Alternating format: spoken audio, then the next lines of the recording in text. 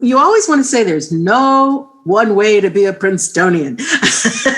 And it's true. It's really true. And that's actually the most fascinating part of our student body is that there's a lot of commonality. There's a lot of uniqueness in the variety of talents, both artistic and personal and intellectual talents. Hello, everyone. Welcome to Meet Princeton, a podcast to introduce prospective students and their families to Princeton University, brought to you from the Office of Admission at Princeton. My name is Vivian Slee, and I'm a Senior Assistant Dean in the Office of Admission, and I'm so happy that you've tuned in to join us to hear from current student voices and others about our community and about what it's like to be a student at Princeton just now.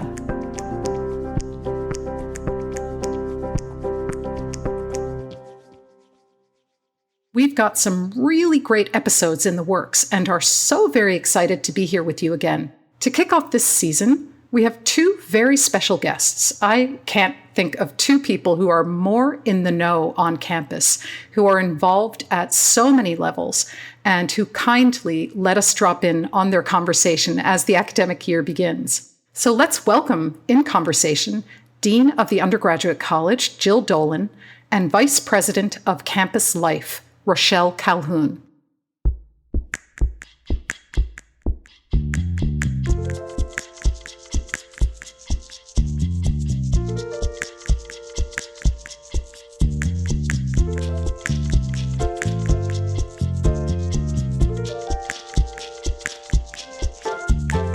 It's my pleasure to be here today speaking with my good colleague, Rochelle Calhoun.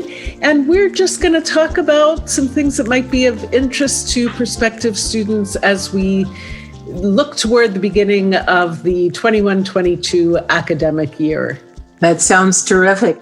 So maybe we should begin by talking about what kind of plans we've all been making for bringing students fully back to campus. I know a lot of our continuing students have questions about, will they be allowed to take classes remotely? Will we be wearing masks? Will we be gathering indoors?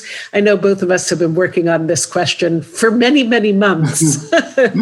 So maybe we might just start with an update. Really, our basic planning is to come back strong, but also safe. We want our community to continue to be safe. But we really think that that's a best practice for all of us, is to, when we're in large groups, to be masked. And when we're in small groups, but in close spaces, to be masked. We're really hoping that what we'll be able to do around gathering is that we will be able to gather more together. And we are all looking forward to that. In Campus Life, we're we've got a little mantra that is Reimagine, Reconnect, and Reengage. We think that we've been away from each other too long. And so we're hoping that we can come together in new ways and reconnect with each other. Well, I agree with all of that. Even if we're masked, that will allow us to have residential teaching and learning in a way that we couldn't when we were all studying and teaching remotely. So we're very much looking forward to being back in the class. Now, that said, I do think for many of us at Princeton and at many college and university campuses, the pandemic has taught us things that we might want to carry with us into the next era. I know from my perspective, while we all felt that remote teaching and learning wasn't ideal, there were some things about the technology that let people engage with one another in ways that were necessary because of the distance we were teaching and learning over, but that also we might keep when we return. It was very easy to form breakout groups in Zoom in an arbitrarily selected fashion that I think students and faculty really appreciated. Some of our students testified to the fact that they found it easier to get to faculty office hours than it was for them to walk across campus, and probably easier for faculty to hold office hours on Zoom. What about you all in Campus Life? How are you adapting to the new reality? Yeah, it's one of the things that we really learned was how creative our students were on Zoom. So they were doing performances, both vocal music and instrumental music. They were doing dance performances. So one of the things I hope we just really hang on to is that spirit of ingenuity and creativity that I think we all just had to really begin to think about.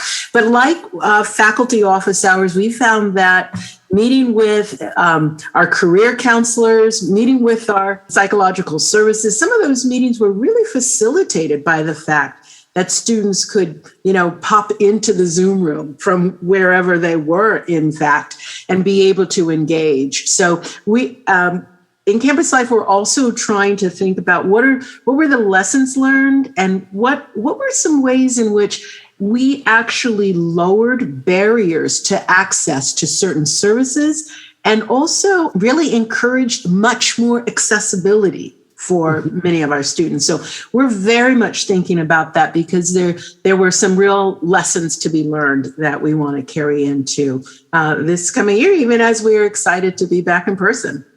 I think that's true. And I know even our colleagues in admission felt that the Zoom room allowed them to go virtually to places that for various reasons they might not be able to get to in person. So it did let us, ironically, travel farther in some ways. In many ways. What are you looking forward to about being back in person, especially at Princeton, which I think is such a particular example of residential campus life? Yes. So I've been really coming into the office already, and it's just the people. I was struck as I began to meet with colleagues in person, face to face, in meeting, over lunch, just how important that interaction is to the overall, just health and well-being and enjoyment of being a part of this really special and wonderful community. I think one of the things for people to know about Princeton's campus is that it sprawls, but it doesn't sprawl quite as far as some other campuses that both of us have been on. And so that sense of walking through a community where you bump into people you know on a regular basis, or when you see people in passing who ordinarily you might only see in a classroom, or that all the ways in which the spontaneous meetings and greetings that we're able to do on campus were really foreclosed for these last 18 months or so. I too am really looking forward just to seeing people again and being able to spend the time with those greetings that you happen upon as you're walking across the campus. I also think there are certain ways in which Princeton relies on that kind of interaction. We're a small campus, relatively speaking. There's only about 5,300 undergraduate students and 2,500 graduate students. And we like seeing one another and being in proximity. So I'm looking forward to getting back to that way of reacting and relating to one another as well. The physical campus is evolving too. I mean, it's a beautiful, wonderful campus, but it's completely evolving with new buildings that are, springing up before our eyes, So we've got 2 new colleges that are rising up out of the ground as we speak, and we'll be doing some work on our Dolan recreation center that will create more fitness space for our students. A new museum coming, that's really thought to be a crossroads for the community, a new university health services, which is going to be amazing and really speak to what students told us they really wanted in a health services, both a way to be public and private, right? And how they can feel welcome there, but also know that they can have their privacies. And then we've got new athletic facilities. We've got a whole new racket center with tennis and squash and softball, and we've just a lot going on. So the other piece about being back is just the energy that is being created by the structure and architecture that's changing. And I should not forget that we have a new environmental studies and Cs. So there's just a lot of energy also just in the physical place right now. Yeah, it's been really nice, in fact, that while I think many of us felt paused for the last 18 months, the campus, the physical campus, was all building toward the future of Princeton. So, I mean, maybe that's a segue into a bit about what's the human future of Princeton, and what do the two of us see happening in terms of the student body, the kinds of students we think might be the ideal Princeton students, or kind of what we imagine the next generation of Princetonians to be. You and I have been in our roles for about the same length of time, which is we're going into now our 7th year. Yes. And I know a lot of things have happened in the last 6 years. I'm curious how you see the changes and what you forecast for the new Princeton student. I think the one thing I'm optimistic and hopeful, but think we have to pay attention to, that our actual sort of separation from each other has in fact created a separation from each other. And so that's when we start to think about reconnecting. I really want the students to embrace the idea that it's okay to embrace, controversy and different ideas and actually still be a community, that it doesn't have to break us apart.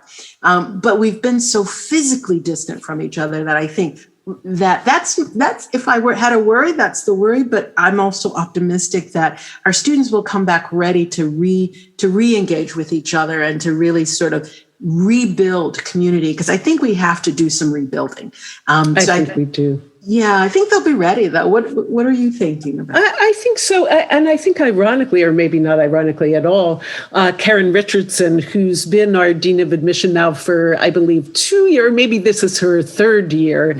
She is very committed, as is the entire admission staff, to admitting students who are keen to participate in the project of creating community. So when people think about, what is the ideal Princeton student, often people are so focused on things like test scores and GPAs and all of that. And we always tell people that it's really not the quantitative piece of an application that matters most. It's the sense we get for how the student will participate in the project of building community and engaging community that you're describing, Rochelle.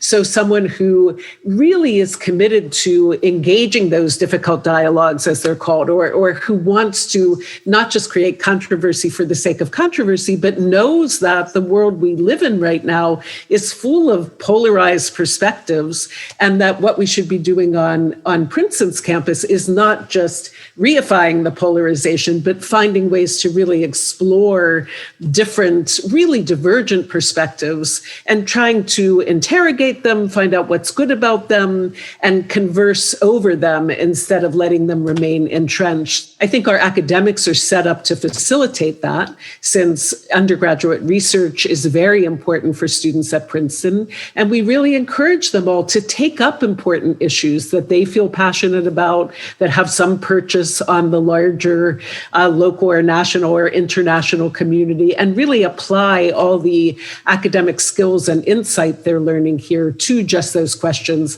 as well as to how to be with one another in the community they're in when they're with us. So I think but all of our fingers are crossed, Rochelle, right? They are indeed. Our new students have the unique opportunity to really help us build those bridges, and reconnect in new and different, and maybe even some old and successful constructive ways. We need them to help us build the next Princeton.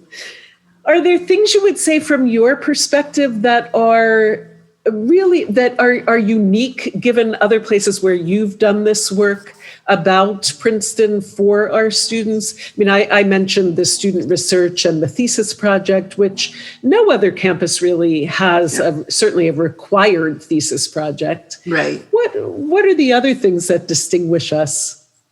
Just to linger on the thesis project for one moment. I'm really impressed when I see the alumni body and I ask them about their thesis, how often I hear, not always, but how often I hear it resonate in what they have done in their life. So that's an interesting one, and a real uniqueness, I think. Yes, it really is. Of this institution. The other thing thing I have to say, our alums really stepped up to support our students during this time. So they were offering paid internships. Some were offering unpaid internships for which we were able to find funding. They really sort of manifested themselves in the way that we always talk about them, right? We always talk about this amazing network that, being a Princeton student opens you to.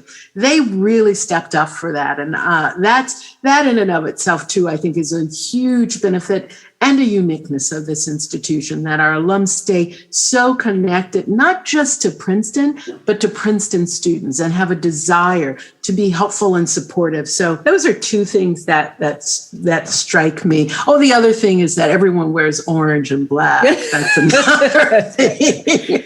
Maybe we shouldn't linger on that. But yes, the way in which school spirit is manifest here is very colorful and very tangible, we should just say.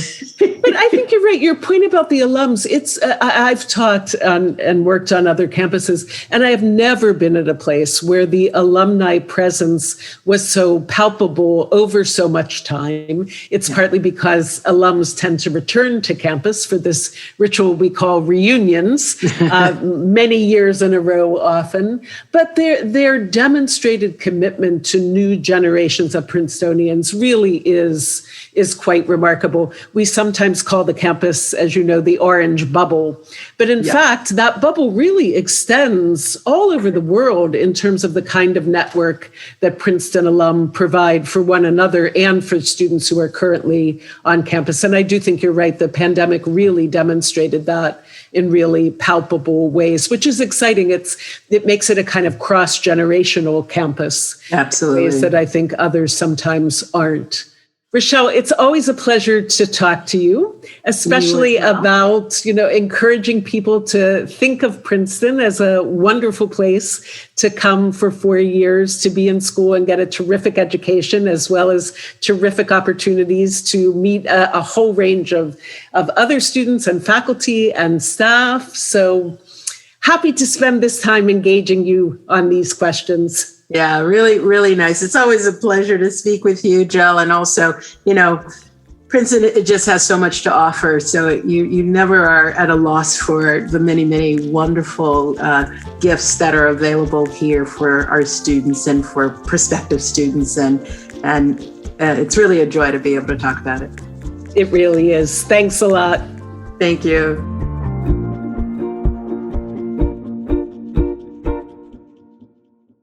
I hope you enjoyed hearing all about what is happening on campus with Dean Dolan and Vice President Calhoun. Thank you so much to them again for sharing that with us. Now, looking ahead, we've got some wonderful episodes coming up, and we hope you'll come back and join us. My co-host, Bryant Blunt, will be here. We'll have the mailbag again, where we answer some of your questions about the application process. We'll be joined by a few of my colleagues in the admission office to talk about the nuts and bolts of submitting an application and more. We hope you enjoyed listening to this episode of Meet Princeton. As I said earlier, this podcast was created with prospective students and their families in mind. And so with that, I'd like to direct all of our listeners to our admission website at admission.princeton.edu. There you can watch, read, engage virtually, and learn more about Princeton University. Meet Princeton's audio engineer is Nick Dinoli of Orange Box Pictures. Mary Buckley and I, Vivian Slee, are executive producers. Bryant Blunt is our co-host and consultant, and Veronica Salazar is our editorial consultant. Original music was composed by Molly Truman, who is also our sound designer and engineer from the class of 2024. And a big thank you especially to our listeners for tuning in. I'll leave you now with a recording of this year's Step Sing, which happens at the end of the pre-raid when first-year students gather together to sing on the steps of Whig and Clio halls on campus. Thanks so much for joining us, and we hope to see you next time on Meet Princeton.